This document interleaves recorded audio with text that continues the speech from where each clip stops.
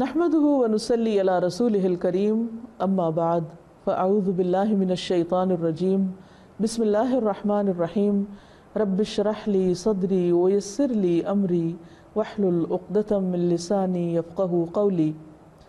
السلام علیکم ورحمۃ اللہ وبرکاتہ۔ ناظرین، پروگرام شہر رمضان کے سلسلے میں آپ کی خدمت میں حاضر ہیں۔ آج ہم رمضان کی خاص عبادت یعنی نماز تراویح یا قیام اللیل کے بارے میں بات کریں گے۔ حقیقت یہ ہے کہ اللہ سبحانہ وتعالیٰ نے ہم انسانوں کو اپنی عبادت کے لیے پیدا کیا ہے۔ قرآن مجید میں اللہ تعالیٰ فرماتے ہیں وَمَا خَلَقْتُ الْجِنَّ وَالْإِنسَ إِلَّا لِيَعْبُدُونَ، کہ میں نے جن و انس کو اپنی عبادت کے لیے پیدا کیا ہے۔ اگرچہ انسان کی ساری زندگی میں جو کام بھی اللہ کی اطاعت اور فرمانبرداری کے مطابق ہو وہ عبادت کہلاتا ہے، لیکن خاص طور پر کچھ کاموں کو عبادت کا درجہ دیا گیا ہے جنہیں اسلام کے بنیادی ارکان بھی کہا گیا ہے، جن میں سب سے پہلا رکن نماز ہے۔ اس کے علاوہ روزہ، زکوٰۃ، حج اور سب سے پہلے آف کورس شہادتین یعنی اللہ سبحانہ وتعالیٰ پر ایمان اور محمد رسول اللہ صلی اللہ علیہ وسلم کی رسالت پر ایمان۔ سوال یہ پیدا ہوتا ہے کہ ہم نماز کیوں پڑھیں، اللہ کے آگے کیوں جھکیں؟ اگر ہم غور کریں تو ہمارے پاس جو کچھ بھی ہے وہ سب اللہ تعالیٰ کا ہی دیا ہوا ہے۔ ہم صبح سے شام تک جتنی بھی نعمتیں استعمال کرتے ہیں وہ رب ہی کی دی ہوئی ہیں۔ خود ہمارا جسم، ہماری آنکھیں، کان، ناک، زبان، ہاتھ، پاؤں، یہ تمام تر نعمتیں اللہ تعالیٰ کی عطا کردہ ہیں۔ ان سب نعمتوں کو دیے جانے کا ایک مقصد ہے، اور وہ مقصد کیا ہے کہ جس نے یہ نعمتیں ہمیں دی ہیں ہم اس کے شکر گزار بن جائیں۔ اور شکر گزاری کا بہترین طریقہ کیا ہے کہ انسان صرف دل میں نہیں، صرف زبان سے نہیں، بلکہ عملی طور پر اللہ تعالیٰ کی فرمانبرداری کرے اور ان طریقوں پر کرے جن کو اللہ تعالیٰ نے ہمارے لیے پسند کیا ہے۔ ان طریقوں میں سب سے بہترین طریقہ نماز کا طریقہ ہے۔ جب کوئی بندہ اللہ تعالیٰ کے ساتھ اپنی محبت کا اظہار کرنا چاہتا ہے، اس کا شکر ادا کرنا چاہتا ہے، اس کا قرب چاہتا ہے، تو اس کا راستہ نماز ہی ہے۔ انسان سب سے زیادہ اللہ تعالیٰ کے قریب سجدے کی حالت میں ہوتا ہے۔ اسی طرح ایک حدیث کے مطابق اللہ تعالیٰ نے 5 نمازیں فرض کی ہیں۔ جو شخص ان کے لیے اچھی طرح وضو کرے، انہیں وقت پر ادا کرے اور ان میں مکمل صحیح رکوع کرے اور خشوع کا اہتمام کرے تو اس انسان کا اللہ پر ذمہ ہے کہ اسے معاف کر دے، اور جو شخص ان باتوں کو ملحوظ نہ رکھے اس کا اللہ پر کوئی ذمہ نہیں، چاہے تو اسے معاف کرے اور چاہے تو اسے عذاب دے۔ اس حدیث سے بھی پتہ یہ چلتا ہے کہ انسان کی بخشش کا ذریعہ بھی نماز ہی ہے۔ لہٰذا ہمیشہ لیکن خاص طور پر رمضان میں نمازوں کی پابندی کا اہتمام کرنا ضروری ہے۔ فرض نمازوں کے علاوہ جو بہترین نماز، افضل الصلاۃ جسے کہا گیا ہے، وہ تہجد کی نماز ہے، رات کے پچھلے پہر کی نماز۔ لیکن رمضان المبارک میں انسان اگر رات کے پچھلے پہر اٹھ کر نوافل ادا نہ کر سکے تو اس کی سہولت کے لیے عشاء کی نماز کے بعد تراویح کی سنت بہترین عبادت ہے۔ حدیث میں آتا ہے من قام رمضان ایمانا واحتسابا غفر له ما تقدم من ذنبہ، جو شخص رمضان میں ایمان اور احتساب یعنی ثواب کی نیت سے قیام کرتا ہے، رات کو کھڑا رہتا ہے، اللہ کے حضور طویل قیام کے ساتھ اس کی عبادت کرتا ہے، تو اس کے پچھلے تمام گناہ معاف کر دیے جائیں گے۔ تراویح کی نماز نبی صلی اللہ علیہ وسلم کے عمل سے بھی ثابت ہے اور آپ نے اس کی تاکید بھی کی ہے۔ ویسے بھی اللہ تعالیٰ کے پسندیدہ بندوں کی خصوصیت کیا ہے؟ قرآن مجید میں آتا ہے تتجافى جنوبهم عن المضاجع يدعون ربهم خوفا وطمعا ومما رزقناهم ينفقون۔ سورۃ السجدہ کی آیت نمبر 16 میں اللہ تعالیٰ فرماتے ہیں کہ ان کے پہلو بستروں سے الگ رہتے ہیں، یعنی ساری رات سو کر ہی نہیں گزارتے، بلکہ وہ رات کو بھی اپنے رب کی عبادت کرتے ہیں۔ وہ اپنے رب کو خوف اور امید کی حالت میں پکارتے ہیں، اور اس میں سے جو ہم نے ان کو رزق دیا ہے وہ خرچ کرتے ہیں۔ اس آیت مبارکہ سے پتہ یہ چلتا ہے کہ اللہ تعالیٰ کے پسندیدہ بندوں کی خوبی یہ ہے کہ وہ دن کے علاوہ رات کے وقت بھی تنہائی کے اوقات میں اللہ تعالیٰ سے سرگوشیاں کرتے ہیں، اس کے سامنے قیام کرتے ہیں، رکوع کرتے ہیں، سجدے میں راز و نیاز کرتے ہیں۔ ایسے لوگ اللہ تعالیٰ کے محبوب بندے ہوتے ہیں، اللہ کے مقرب بندے ہوتے ہیں۔ اور اس شخص کی شان کا کیا کہنا جو اللہ رب العزت کے قریب ہو، جو کہ پوری کائنات کا بادشاہ ہے۔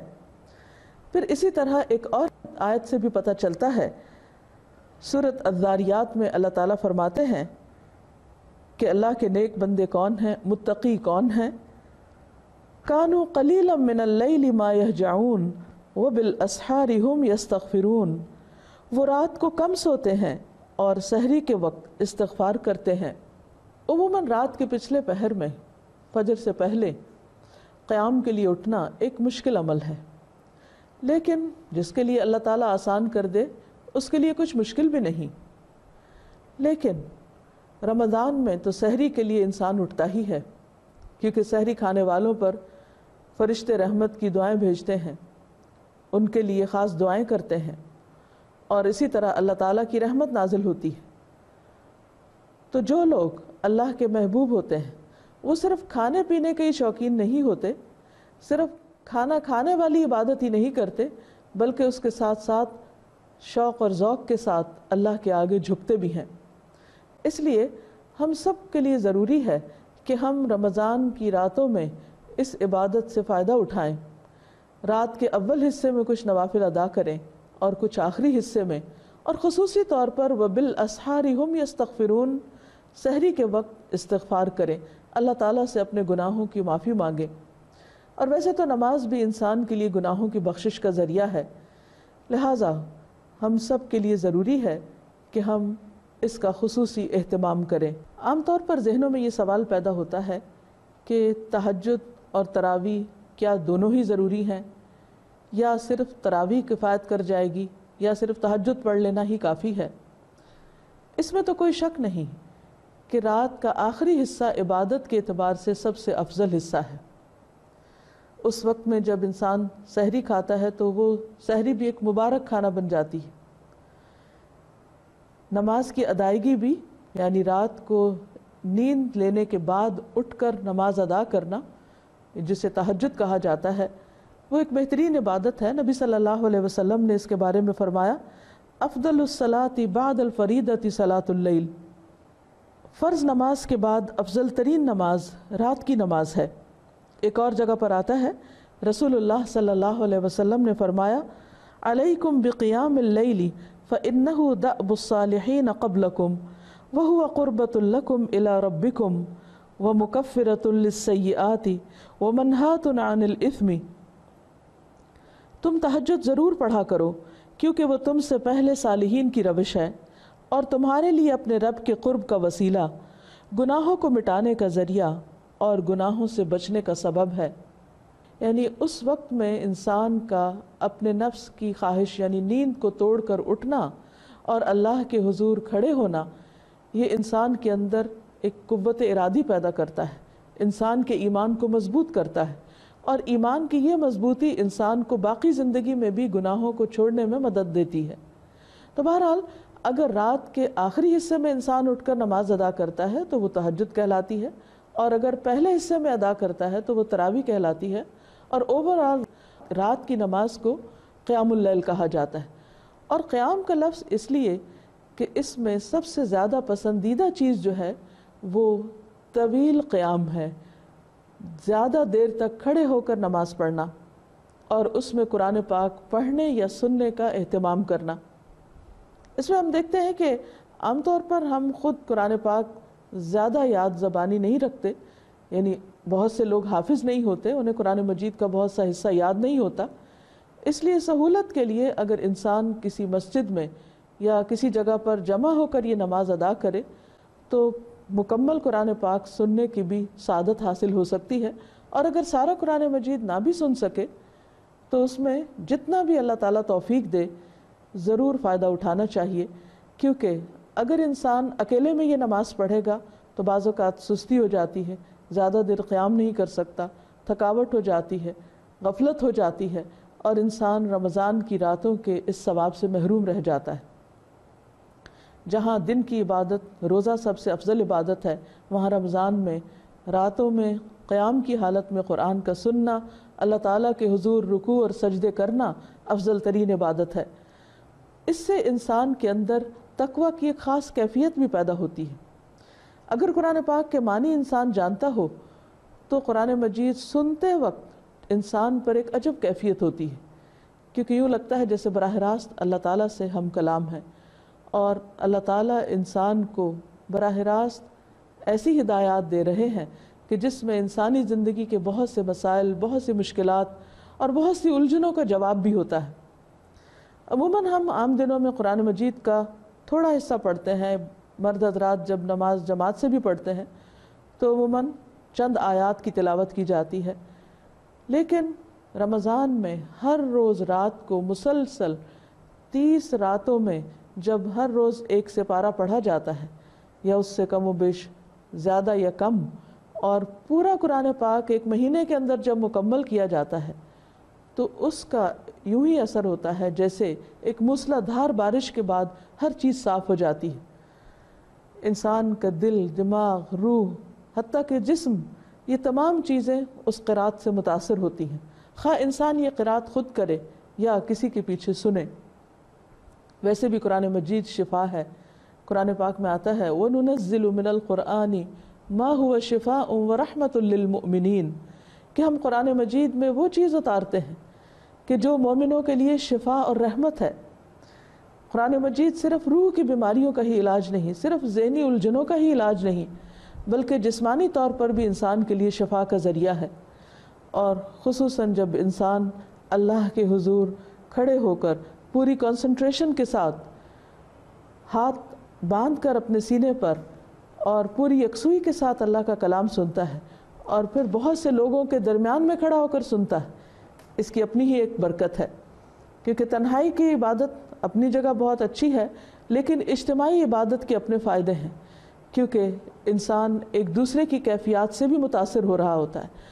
اگر نماز میں آپ جماعت میں کھڑے ہیں اور آپ کے ساتھ کے شخص کے اوپر ایک خشوع و خضوع طاری ہے تو یقیناً اس کا اثر آپ تک بھی پہنچے گا.